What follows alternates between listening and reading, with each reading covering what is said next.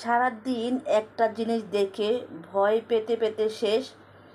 তো রাতের ঘুম এবং কি দিনের ঘুমও আমার হারাম হয়ে গিয়েছে।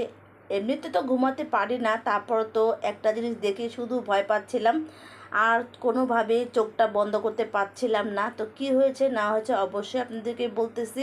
আসসালামু আলাইকুম, আশা করছি সবাই ভালো আছেন। আলহামদুলিল্লাহ আমরা সবাই ভালো আছি। প্রতিদিনের মতন আরেকটা নতুন ভিডিও নিয়ে চলে আসলাম। অনেকটা দেরি করে রান্নাঘরে চলে আসলাম রান্না করতে।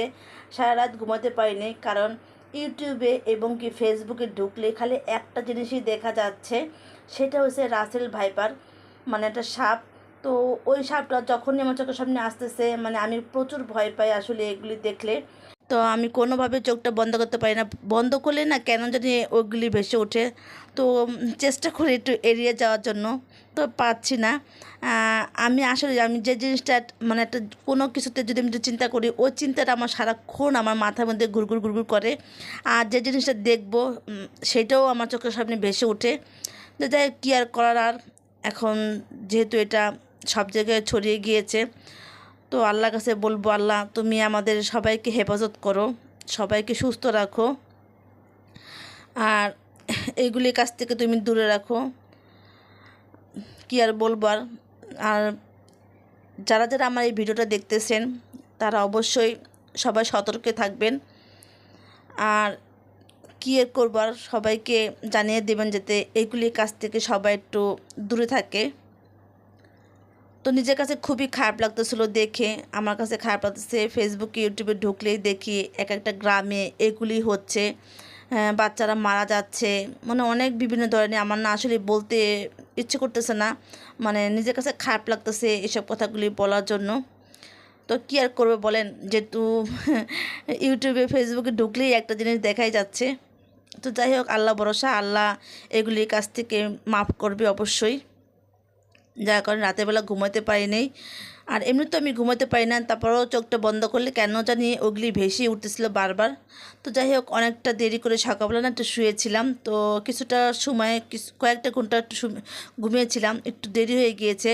তো সকালবেলা বাচ্চারা যে যার মতন করে নাস্তা খেয়েছে, ওরা ওদের মতন করে। তো আমি অনেকটা দেরি করে রান্নাবান্না করতে চলে আসলাম রান্নাঘরে। আজকে আর বেশি কিছু করব না, একটু শাক ভাজি করব, কলমি শাক। এই শাকটা আমার বাচ্চারা খুবই পছন্দ করে। আর ভাতটা তো বসিয়ে দিলাম, বেশি একটা সময় লাগবে না। আর মাছ চচ্চড়ি করব। তো সবার কাছে অনুরোধ করতেছি, যদি ভিডিওটা ভালো লেগে থাকে তাহলে অবশ্যই একটা লাইক দিবেন ভিডিওতে।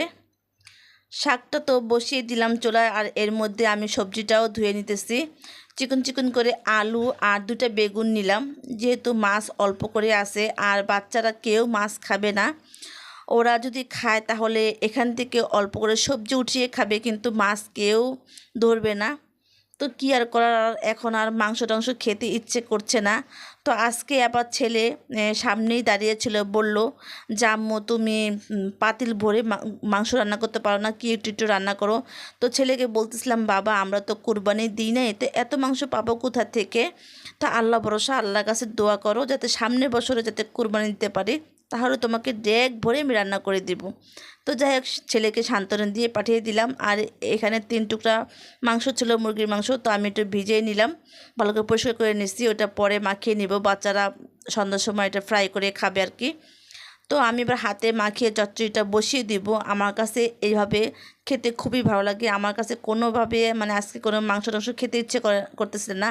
হ্যাঁ, ফ্রিজে মাংস আছে, কিন্তু রান্না করতে ইচ্ছে করতেছিল না, কারণ খেতে ইচ্ছে করতেছিল না। মেন কথা যেটা, আমার কাছে এটাই খেতে ইচ্ছে করছিল। তো ছেলেদেরকে মেয়েদেরকে বললাম বুঝিয়ে যে এটা খাও, ভালোই লাগবে। তো ওরা একটু রাগও করেছিল যে এই ছোটো মাছের তরকারিটা রান্না করলাম কেন। তো যাই হোক, এর মধ্যে আমি এই তো 3 টুকরা মাংস আমি একটু মাখিয়ে রাখলাম, 3 ছেলে মেয়ের জন্য 3 টুকরা। আমি তো মুরগির মাংস তেমনটা খাই না। তো এর মধ্যে কিন্তু কথা বলতে বলতে আমার তরকারিটা প্রায় হয়ে আসছে, আর একটু শুকনো শুকনো করব। তো এখন একটু ধনিয়া পাতা দিয়ে আর একটু রাখবো, মানে একটু ভিজা ভিজা রাখবো, মানে পুরোপুরি মানে পুরো করব না। তো এর মধ্যে কিন্তু আমার ভাতও হয়ে গিয়েছে, আর কলমি শাকটাও ভাজি করে ফেলছি। এই তো আমার বাচ্চারা 3 বাচ্চারা ওরা খুবই পছন্দ করে। আর এটা তো আমি এই তরকারিটা আমারও খুবই পছন্দ। আর বাইরে আজকে অনেক রোদ, তো কাপড় চোপড় ভিজেছি, সেগুলি ধুবো। তো মেয়ে তো খাওয়া দাওয়া করে চলে যাচ্ছে কোচিংয়ে। আজকে থেকেই কোচিং খোলা খোলা খুলে গেল। তো দুদিন পর থেকে নাকি স্কুল খুলে যাবে, তো মেয়ে বলল। তো মেয়ে চলে যাচ্ছে। আর এই তো আমি কাপড় চোপড় ধুয়ে নিলাম। প্রচুর রোদ আর প্রচুর বাতাসও ছিল আজকে ছাদে। তো আমি তো কাপড় চোপড় ধুয়ে নিলাম এখানে।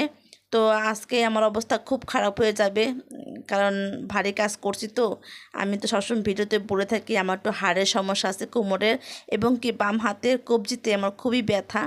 তো ভারী ভারী কাপড় চোপড় ধুয়েছে, তো একটু কষ্ট হচ্ছে এখন। কিছু করার নেই, সংসারের কাজকর্ম তো করতেই হবে। আর এই তো খাওয়া দাওয়া করতে বসলাম। কলমি শাকটা ভাজি খেলাম, আমার কাছে খুবই ভালো লেগেছিলো। মানে কখন আমি চচ্চড়িটা খাবো সেটাই আমি অপেক্ষা করতেছিলাম। তো আমার পাশ দিয়ে মেয়ে বলতেছে, তোমার ফেভারিট তরকারিটা খেয়ে নাও, দেখো কেমন হয়েছে। আমাকে একটু ঢং করে বলতেছিল। তো এর জন্য শাকটা রেখে আমি একটু তরকারিটা নিলাম। তো আমি বললাম, দেখো আমি দুইটাই একসাথে খাবো, আমার পছন্দের তরকারি। তো বললো, হ্যাঁ তুমি পেট ভরে খাও, তোমার পছন্দের তরকারি, আমাদের জন্য তুমি মাংস রান্না করো নাই, ফ্রিজে এত মাংস রেখে আমাদের জন্য রান্না করো নাই। তো আর কী করার। যাই হোক, কেমন হয়েছে ভিডিওটা অবশ্যই জানাবেন। সবাই ভালো থাকবেন। আসসালামু আলাইকুম।